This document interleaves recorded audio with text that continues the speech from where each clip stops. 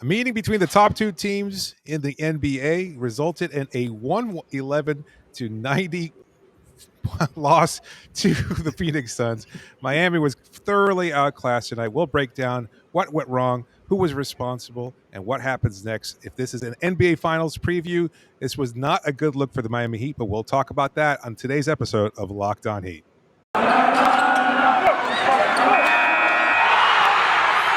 You are Locked On Heat, your daily Miami Heat podcast. Part of the Locked On Podcast Network, your team every day.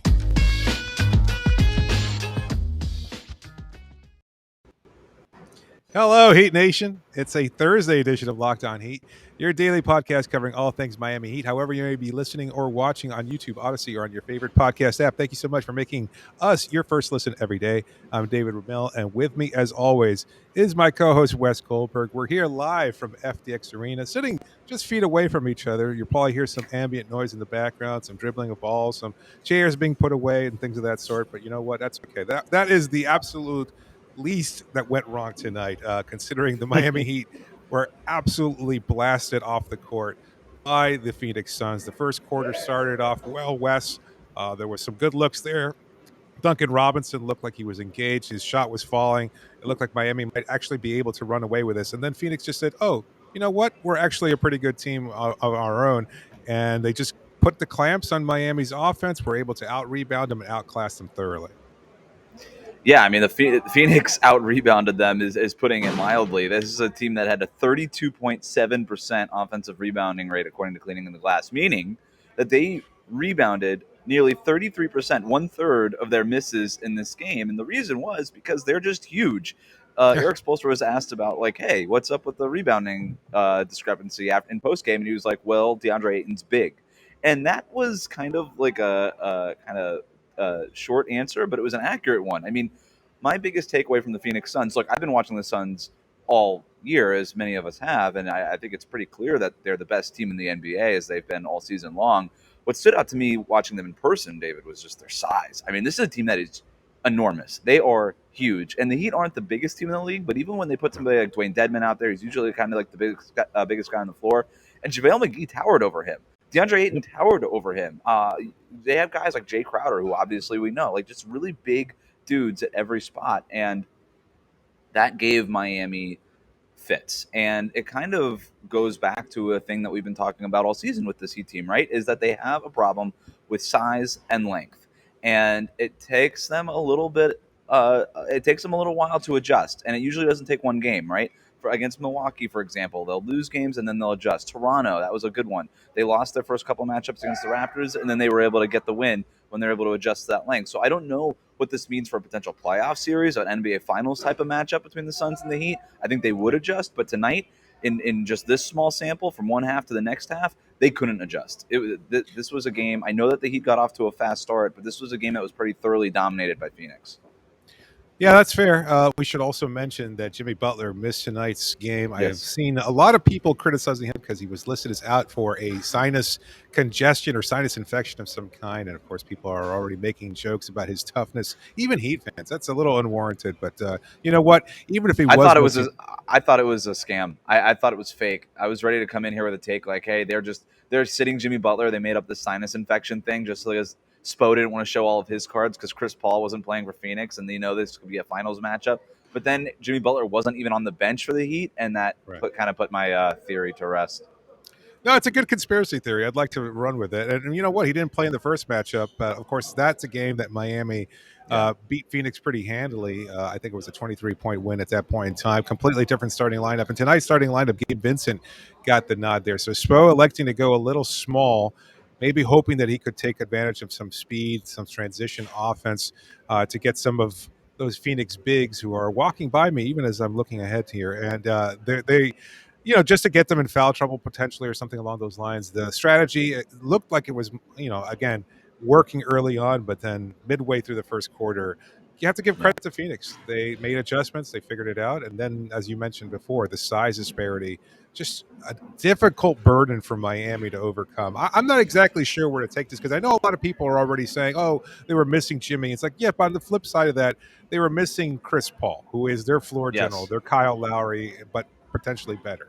On top of that, they were also missing Cam Thomas, who's been very good, Yes. as you pointed out Cam in Johnson. yesterday's podcast. Yep. I'm sorry, Cam Johnson. Yes, who's been very, very good, and another big that can shoot the ball and provide some rebounding material as well. So they were missing key players of their own. I don't think that's necessarily an excuse. I really do think that this was a night where Miami just couldn't handle the matchups particularly well. The size was such a difficult thing for them to overcome. Even in pick and roll situations, they were able to screen out Bam, and then he was having to cover so much ground to retreat, and that led to a wide open basket at the rim, either from DeAndre Ayton or Mikal Bridges or somebody else. Even Shea Crowder got his open Yeah. looks at the rim too. They were able to make all these plays that just mitigated everything that Miami has been able to do so well. And even at the point of attack, I think as good as PJ Tucker has been defensively all season, it looked like they ran him off the line. And again, continuously using that pick and roll, those screens to get past one Yeah. defender, leading to a wide open look, or even dumping a pass into somebody as they were cutting behind them. I saw Ayton on a number of occasions, JaVale McGee kind of just screening too. So if they got a switch with Victor Oladipo, Bam would switch onto the ball handler, whoever that might be, and then you had Oladipo just completely walled off by an Ayton or a McGee or somebody of those, and it just was such a huge disparity there, and then it just resulted in these incredible looks in the paint from Phoenix. I'm glad you bring up the pick and roll that the Suns play, because every team in the NBA plays some sort of pick and roll, I guess, other than Golden State, I suppose. But this is a team in Phoenix that is very purposeful with their pick and roll. They don't just run pick and roll to run pick and roll, right? There's a lot of teams that do that, and no team is more purposeful and strategic with their screen and roll game more so than the Suns are. And even without Chris Paul on the court, right? Like they all figure, like Chris Paul is obviously the leader there, but they've all figured it out now after a couple of years in that system. And so a big credit to them. And to your point also, like this is sometimes where Miami's switching heavy scheme Yep, is a little counterintuitive. It kind of works against them, right? And you mentioned very Bam good getting point. screened out of plays and things like that.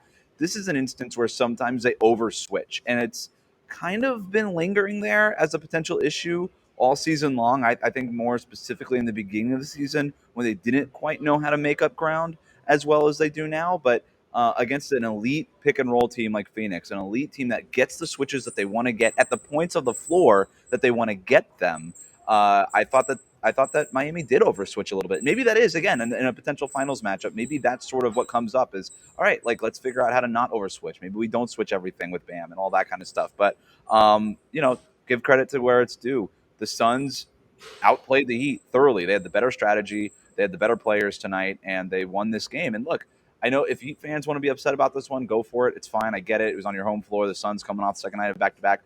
The Phoenix Suns are the best team in the NBA. They are. They've been all season long. Losing any game, regardless of circumstance, the best team in the league, it's an okay loss to have. It doesn't mean anything about the Heat this season. I don't think there's any critical mass here. I don't think anybody needs to freak out about anything specifically. They just got outplayed by the best team in the NBA. Yeah, look, Miami's defense was there from the 3 point line. The Suns only shot 29.7% from three. Miami, however, matched that with 30.3 shooting of their own. Aside from Yeah. Duncan Robinson, who went 6 of 11, everybody else shot 4 of 22. So that's not great. Gabe Vincent, who's been so good all season long, just 1 of 5. Kyle Lowry missing, one of his 3 point attempts. PJ Tucker going 0 of 2. Even Tyler did a really, really good job. He had an incredible second quarter and had 12 points, I believe, in the second quarter, and then just finished with he was 14 in the first half and finished with just 17 overall. Yeah. So basically shut down for all of the second half. Phoenix, able to understand what we've been seeing for some time now is that they keep going to Tyler as the solution for their offense. It's like, oh, we can't score. Just give the ball to Tyler. He'll figure it out. Well, you know what? If their defense is as good as Phoenix's, they're going to find a way to shut down Yeah. even Miami's best scorer there. They go to Tyler and Jimmy. And one of these other notes I have before we wrap up the first segment here is just like the Heat shot 39.3% from the mid range. Phoenix shot 56.2%. A lot of that is because of Devin Booker, who had 23 points for them tonight. And he was awesome. And then you got Mikal Bridges, 21 points, and a lot of those were mid range drops too. But The Heat shooting 39% from the mid-range compared to Phoenix's 56%.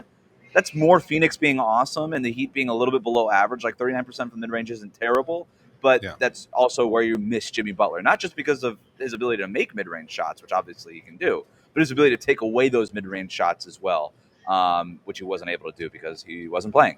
Also, the Good point. Heat, the Heat didn't capitalize in transition the way they normally do. The official box score says that they were 5 for 9 on fast break opportunities, and I actually counted a few more misses than that on my Yeah. own. Yeah. They usually are really good in those transition spots. That was not the case tonight, where Phoenix was pretty solid. Yeah, no, good points overall. We'll move on. We'll start laying some blame on a couple of people that might have made the difference for Miami, or at least struggled in doing so. And then we'll talk about some bigger questions in the third segment before wrapping up today's episode. An unfortunate 111-90 loss to the Phoenix Suns. But first, I want to tell you about a new partner that's been working with the Locked On Network. They've got a product that I just started using. I started taking it. I call Athletic Greens.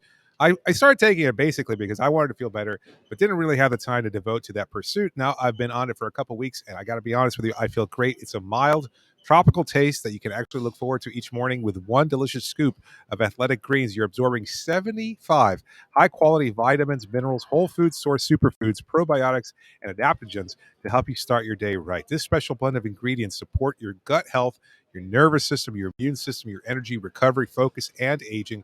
All the things. It's a lifestyle friendly, whether you eat keto, paleo, vegan, dairy free, or gluten free. Tons of people take some kind of multivitamin, and it's important to choose one with a high quality ingredients that your body can actually absorb. Well, Athletic Greens is the one for you. It's cheaper than getting all the different supplements yourself, and it's environmentally sustainable as well for every purchase. Not to mention, Athletic Greens will donate to organizations helping to get nutritious foods to kids in need, including No Kid Hungry here in the U.S. Right now, it's time to reclaim your health and arm your immune system with convenient daily nutrition. It's just one scoop and a cup of water every day. That's it. No need for a million different pills and supplements to look out for your health. Make it easy. Athletic Greens is going to give you a free 1 year supply of immune supporting vitamin D and 5 free travel packs with your first purchase. All you have to do is visit athleticgreens.com/NBA network. Again, that is athleticgreens.com/NBA network to take ownership over your health and pick up the ultimate daily nutritional insurance. Now, it's also that time of year again as college basketball's tournament is finally upon us. From all the latest odds, contests, and player props, betonline.net is the number one source for all of your sports betting needs and info. BetOnline remains the best spot for all of your sports scores. This is the worst spot to record the show, by the way. Podcasts and news this season. And it's not just basketball. BetOnline is your continued source for all your sporting wagering information needs, including live betting and your favorite Vegas casino games. Head to the website today or use your mobile device to learn more about the trends in action. Bet online, where the game starts. Thank you for making Locked On Heat your first listen. Now, for your second listen, check out the Locked On Now podcast, nightly recaps of every NBA game with analysis from our local experts. It's free and it's available wherever you get your podcasts. It is time to get in the kitchen and whip up some blame pie. That's too optimistic. David. You made it sound like the cookies segment. Like Right, we're not yeah. giving away something fun. It's not like let's I know whip up you some get plain excited. pie. You get excited when I say I'm getting in the kitchen. You're like, all right, what are we doing? And then, we're actually it's gonna just plain whip up pie. some It's blame pie. Yeah, it's a blame sad pie. Sorry. mixing. Lots of ingredients we're Yeah. not even familiar with. It's just a big ugly mess. Normally, I would ask you what kind of flavor of blame pie, but it doesn't even matter. It's just poop, just poop pie, just poop flavored pie. That's what it is. Yep, Um, that sounds about all right. right, I'm gonna give 60% of this pie. I hate doing this. I really don't like to do this, but I have to do it. I gotta lay 60% of this blame pie at the table of Bam Adebayo and Dwayne Dedman. I'm going to put it on both of them. They got thoroughly outplayed. We talked about the rebounding discrepancy, and I know that some of it was systematic, like we talked about with Miami switching schemes and stuff. But you know what? Sometimes I just don't want to hear it. I think it's a valid excuse, but Bam Adebayo, the Heat were outscored by 6 points when Bam was on the floor. They outscored by 20 points when Dwayne Dedman was on the floor. You look at what that was for DeAndre Ayton and JaVale McGee for Phoenix. DeAndre Ayton plus 17, JaVale McGee plus 8. JaVale McGee had 15 rebounds in 15 minutes. DeAndre Ayton had 10 rebounds in his almost 30 minutes, but he just the thing with Ayton is he just thoroughly outplayed Bam. He did on both ends. He was the more dominant center in tonight's game. And look, that to me was the most interesting matchup going into the game. DeAndre Ayton's size and strength and just overall touch near the rim, which I think is it's better than Bam's, and it's perhaps one of the most elite touch in the NBA. It's why he was the number one pick in his draft. But there was opportunities I thought in these kinds of matchups for Bam to use his speed, to use that first step, to maybe draw DeAndre Ayton out a little bit. DeAndre Ayton's a solid defender on the perimeter, but that's not really necessarily where Phoenix wants him to play. Long story short, Bam got outplayed by DeAndre Ayton, and I thought that set the tone for Phoenix, and it kind of set a negative tone for Miami. I've seen the criticism against Ayton being that it's harder for him to challenge bigs when they have the ball in their hand and they're moving with the ball and things of that sort, and that's kind of Bam's strength. So I'm a little surprised that the offense bogged down to more of a half court offense. Instead of just giving Bam the opportunity to kind of attack Ayton, get him into foul trouble, and maybe force him off the floor, that just would have led to the insertion of McGee. And then, unfortunately, that size disparity was a lot for Yeah, Adebayo to make up for. But you also have to point to Dedmon. He looked slow today. He looked he like did. he might be nursing an injury. I know it's been kind of there over the last few weeks. It's been pointed out before that ever since he was returned from the All-Star break, he's just looked a step slower than he was. He's not making the same kind of impact he did earlier this season. It could just be something that he needs to rest. Nothing official, nothing from the team or anything like that. But he does not look like the impactful player that Miami has come to rely on so much. And on a Do you night like think that they tonight, should have used more of Omer Yurtseven? absolutely. I'm glad you asked because I know I mentioned it to you before, but he was a big part of Miami's first win of the season against Phoenix, where they won by 23. He got 16 rebounds that night. And I know on the flip side, like there's a big part of me, and I got to be honest with you, that's conflicted here, where I'm saying to myself, he's going to get bullied, he's going to get beat, he can't handle Ayton, he can't handle McKee and his springy athleticism. And all that doesn't matter because you know what? Who else deserves a big chunk of blame pie? Is just goddamn genetics and the fact that Omer Yurtseven is a legitimate 7 feet tall as opposed to the shorter, older Dedmon and the shorter, more Yeah, athletic Bam Adebayo. I just think you put him out there, even in the waning moments of the game, with Ayton still on the floor, mind you. And of course, yes, by that point, Phoenix was up by a considerable amount. Maybe it wouldn't yeah, have made much difference, but Yurtseven grabbed a couple boards, had a couple buckets, and maybe you just keep Phoenix from having those second chance opportunities. Maybe you create a few second chance opportunities of your own for the Heat. And next thing you know, Miami can, do things a little differently. He's a big right. body out there. Maybe somebody he could have 4 rebounds screened. in 4 minutes for Yurtseven in garbage time. So I don't know how much of it matters. But look, I don't know. I go back and forth with this. I understand that you're playing the best team in the NBA and you want to put your best guys out there. I get that. And Dwayne Dedmon is the better center versus Omer Yurtseven. I also If he's understand healthy. that if Dedmon is a little step slow, if something's bothering him, if I'm okay. I think Yurtseven's good enough where over the course of a regular season, even in this final stretch, right? Maybe every once a week, once every week and a half, maybe you give Dedmon a breather. Maybe you just give him a little bit of rest and you play Yurtseven off the bench just to give him a break. I'd be okay with that. I don't know if tonight was the night to do it. Maybe you're right. Like if it was very clear in the first half, you know what? We'll go Yurtseven in the second half. I don't know. It's really tough for me. On the other side of that too, I understand wanting to get your best guys experience playing their best guys because that could be valuable in a potential finals matchup as well. So I don't know. Again, I go back and forth with it. A little bit more blame pie to Tyler Herro. I'm going to give him 25% of this pie. Tyler Herro, well, specifically to Tyler Herro's second half, because in the first half, he was 6 for 11.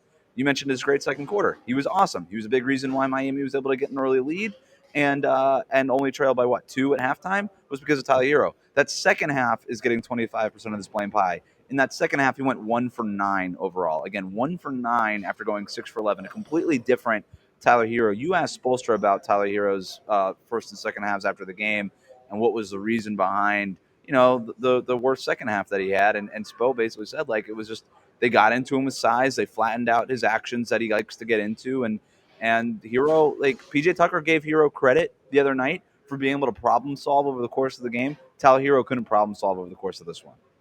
He looked tired. That's a credit to the Suns. The Suns are an awesome defense, by the way. But yeah, sorry. I mean, let's let's not take away from that. As much as Yeah. everybody's going to feel down about this, and look, that's the passion of Heat fandom. That's the passion of people who are staying up to watch our show at midnight on a Wednesday. The reason why you love this team as much as you do, that's because you are such great fans. Having said that, you can't overlook the fact that Phoenix is a really good team. This isn't like, and I know you want to beat the best, you want to compare yourself against the best. Just Right. to your point, Wes, even from a team's perspective, but at the same time, like Miami lost to a better team, and I don't think Yeah. there's anything wrong in saying that. Okay. Like, having said that, in a potential series, I like Miami's ability to make adjustments and maybe do things differently. If both teams are at full strength, who knows who knows what the final result will be. But for tonight, it was Yeah. clear that Miami was outmatched by Phoenix. Last bit of blame pie here. We have 15% of this pie remaining. It's going to go to Kyle Lowry, which I know sounds crazy because of how good he was and that crazy home run pass that or touchdown pass that he had in the first half. But Yeah. just 3 shots tonight in a game without Jimmy Butler. He's taken just 3 shots in each of the last 2 games. I know he just got back from a personal, being away for personal reasons, but you need more than 3 shots. And I don't want to do the whole Kyle Lowry needs to shoot more thing. He doesn't necessarily need to be a volume shooter, but 3 shots is just not enough on a night where you didn't We've have seen this. We've seen this from him before. Kyle, being the floor general that he is, actively looking to get other players going. I guess that was his read of the game, and we have to trust what Lowry's doing because, well, you know what, he's done it at a high level for a very long time. Having said all that, he had 10 assists. He was looking to get Tyler 6 going. in his first 6 minutes. Yeah, looking to get Bam going. Looking at, I mean, maybe a little too risky at times throwing those outlet passes. It looked like he was just, he saw something in Phoenix's defense that he wanted to exploit in terms Well, of he was trying to get the transition going because they knew that they were gonna have a hard time getting the half court. And so in that way, like, I thought Kyle actually had a pretty good game. He did a lot of what they needed to do, but I would have liked to see more than 3 shots. Maybe 15% is even too much blame on him, but I just wanted to point out the fact that I would have liked a few more shot attempts. As one of your best players, and knowing also that he's capable of, and we've seen this before, where like for 3.5 quarters, he's not as impactful other than as a playmaker on offense, and he can take over in the waning moments of game. We didn't see that. Maybe it didn't matter. Maybe we didn't even get to that opportunity. We didn't get a chance to see it because Miami was already being blown out by such a huge degree. I don't know. Maybe he could have done something differently in the third quarter, but by that point, it felt like the tide turned really quickly for Miami. At one point you're close, the next thing you know, you're down by a lot, and you can't seem to figure out. What was it, a 10-0 run to start the second half for 12-3 Phoenix? run, Or something? 12-3 run. Yeah, you're right. At that, it did turn fast. Right after that, the game was pretty much over. So that wraps up Blame Pie. I don't know. That's it. Anything else for Spo? Nope. I don't. I can't check our math here. I don't know if anybody else is. No, we got 100%. Take my word for it. I don't know. Your math has been a little shaky. It's not very good. Right. I should stop. But you know what? The math that matters tonight is a 20-point loss to the Phoenix Suns. But we'll move on and kind of maybe step out and ask some bigger pictures here, some bigger picture questions about this team. But first, before I do that, just a reminder that this episode is brought to you by Rock Auto. Look, it's hard to find the parts that you might be looking for. If you go to a traditional chain storefront, you go in there, they ask you questions, you feel stupid, maybe you don't know what you're looking for. They kind of just roll their eyes and find a part that they happen to carry in their computer. Why go through all that? You've got a computer at home or in your pocket, which means you've got access to rockauto.com. Their website's so easy to use, just a few clicks, and you find the parts that you're looking for your car or truck. You save time, you save money, you save embarrassment, and you get the parts that you're looking for. That's the main goal. And keep the main thing, as Pat Riley likes to say, and that's to save money and get the parts that you need for your car or truck. So go to rockauto.com, a family-owned business that's been serving auto parts customers online for 20 years. That's 2 decades of service.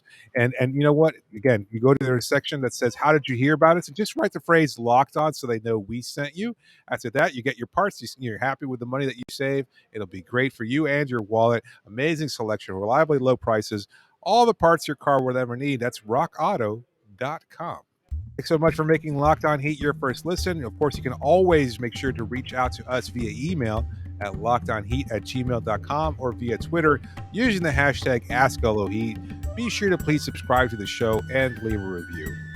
Well, we're kind of stepping out here a little bit, and I'm not sure exactly where to take this next Well, segment. I have an idea. Can we talk Okay. about Caleb Martin, because I'm not sure we discussed him yet. He No, went we did down in not. that second I quarter. feel, yeah. I didn't want to bring it up necessarily, but I guess for our fans' perspective, or for our listeners and viewers, Yeah, yes, yeah. Well, because we no, don't it's know worth what's. mentioning. Yeah. Yeah, so he goes down the second quarter, hard fall in Yep. transition, trying to get a bucket there, trying to force something. And again, this is what Caleb Martin has made a whole career of right now with the Heat. But lands awkwardly, Yep. hyperextends that left knee. Eric Spoelstra after the game said it was an hyperextension, and that he'll be evaluated on Thursday, and that we'll know more from then. But if because he did not play in the second half, it was Max Strus getting his minutes Yeah. in that second half. Gabe Vincent starting in the place of Jimmy Butler, which we should mention too. So a night after Gabe and Max were basically relegated to garbage time in Victor Oladipo's season debut, Gabe gets a start, Max gets those Caleb minutes, but that'll be a tough blow if Caleb Martin has to miss real. Like, you don't know. We have no idea what happened with that left knee. I mean, it could be a torn ACL or something. Like, we don't know right now. Yeah. It could. And He, so he did. if he had, He fell to yeah, the ground, walked off on his own power, he so did. he wasn't helped off the court. But that's it happens. Even if it could be a torn Yeah. season-ending injury, and you hope that that's not the Clay case. Yeah. Thompson walked off under his own power and shot free throws and he missed a whole season and a half with a Yeah. torn Let's ACL. hope it I mean, doesn't get to that point. yeah, I don't mean to put bad juju out there. Maybe that's my bad, but yeah, it's just worth mentioning. If he can't go for a significant amount of time or any period of time, I would expect Max Strus to get those minutes. Possibly Gabe Vincent. Maybe it's matchup dependent. I guess we'll Maybe it's see. Victor Oladipo. I mean, we heard from Spo, before the game that he was going to keep sticking to that answer of 15 minutes per game. And while there's not necessarily a ramp up as he scolded you last time around, maybe there might be a slight ramping. I'm not sure if you want to call it a full ramp up. Don't know. Don't put the No, not a kibosh full on us. ramp. Don't pull our credentials just because we're calling it a ramp up. At the same time, Oladipo, I have to say, this is his second game back. I'm not sure if there was any fatigue there. He wound up playing 17 minutes, so a slight ramp of Yeah, Spo. Sorry, I know there was unusual circumstances that was a there, but slight ramp. Slight ramp. he Little bit of a ramp. he Little didn't. ramp. He looked okay. He looked okay. I didn't like this game from Oladipo actually. I didn't like this game Yeah, from Oladipo. I didn't think the burst was there. no, he was not. He just looked indecisive with the ball, and I'm not trying. Look, you know what? I don't even want to talk about Oladipo. I don't want to talk about Oladipo's actual performance for like a month. I don't think it matters. He is himself ramping up into conditioning and all these things, and just trying to That's find fair. his rhythm again. So it's just I was worth mentioning that like there were things there that I noticed tonight outside of now that we're past the emotion of his debut. Things there that I noticed that he still needs to knock the rust off of, let's say. Yeah. Last question. Confidence meter for you personally in a potential finals matchup with Phoenix. Did this game change anything for you? It did. I thought they'd be able to handle and respond a little bit different. Again, as I pointed to before, I know that Spo will make in-game adjustments, but I'm getting a vibe of a team of destiny here. You see that a lot with the NBA, where if you are able to retain your talent, this team did, and in fact, you could argue that they had upgrades at several positions from last year's finals team. And You're yes, a talking about lot of people. The Suns being the team Yes, of destiny. Okay. yes, Yeah, yes, I yeah. am. And I know Heat fans probably don't want to hear that, and I apologize for being unbiased, but that's kind of my job. So that's just what we do. I know we've gotten criticism from presenting both sides of Screw him, screw him. No, I like where you're going with this. I like where you're going with this. I look at Phoenix and look, they learn from their losses, and if anything, it whet their appetite. Yeah, WHET whet their appetite. Now they're hungrier. They're more decisive. Monty Williams spoke about the loss and how it kind of cemented what they wanted to do, and how it just they just became a more defined team with yeah, a clear purpose. Last year, it's not to say that they weren't going to or didn't want to reach the finals, but they were incorporating Chris Paul. They started off slowly, and then they were like, you know what? Why not us?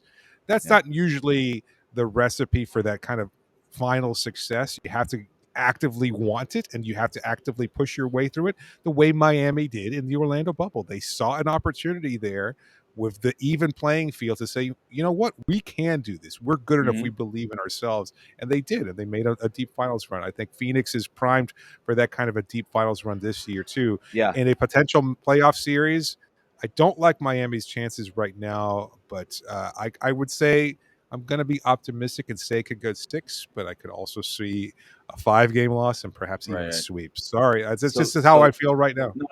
no. Three things there. Three things there. Number one, I'm glad. Like, yeah, this is what we need to present. Like, I know we're a Heat show, but we have to take the rest of the league seriously. And this is a really great NBA season with a lot of really great NBA teams. And Phoenix has been the best one from this to this point. They are a damn good team. Second thing, I did not know that was how you spelled wet in that usage, and I probably should Yes. have, considering that I'm a professional writer. So good call out by you. Third Thank you.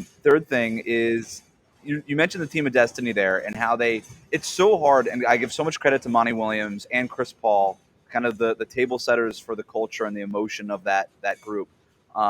For coming back from the finals loss, where a lot of teams can have a finals hangover and not respond the way that they might want in the following season and not get back to where they were.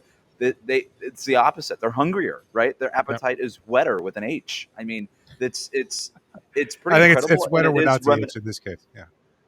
all right, I gotta look some stuff up after the show. I they this is I know that Heat fans like to use 2014 Spurs in regards to a comparison for this Heat team.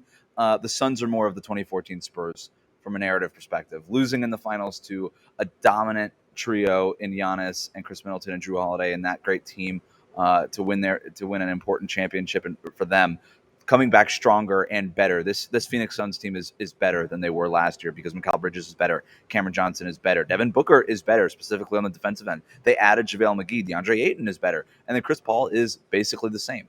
And their chemistry is better because they've been with each other for an extra year. So yeah, the Suns are awesome. The Suns are awesome. I never felt good about.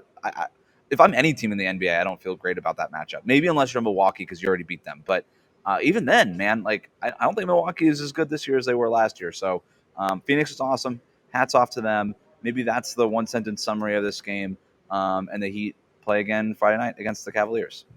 Heat fans should hope for a Utah upset or something along those lines because I think that's a Yeah, team that Miami matches up with far better if they're able to. If they're able, look, let's not put the cart before the horse. They still got to get to the finals in the first place. But if it's there is true. a matchup against the Phoenix Suns, it might not be one that Miami would necessarily prefer on their own. But anyway, that'll wrap up today's episode. Tomorrow we'll be having a special crossover edition of Locked On Heat with Locked On Cavs. We'll be talking to Chris Mann, the host of Locked On Cavs, to preview Friday's big game against the Cleveland Cavaliers. We'll talk a little bit about the Sixth Man of the Year race and much, much more, and even Well, it's a going to be a potential debate. play. He thinks Kevin Yes, Love should win it. This is going to be exciting. he really does. That's like Yeah, this is legitimately exciting stuff. You got to tune into this. Kevin Love versus Tyler Hero debate. unbelievable. Spoiler alert: we're taking Tyler Hero's side. Yeah.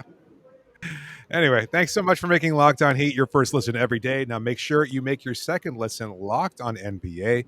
Locked On experts covering the biggest stories around the NBA every Monday through Friday in less than 30 minutes. It's free and available wherever you get podcasts. This is David Ramil signing off for now. Thanks so much for joining me, Wes. Wrap it up, B.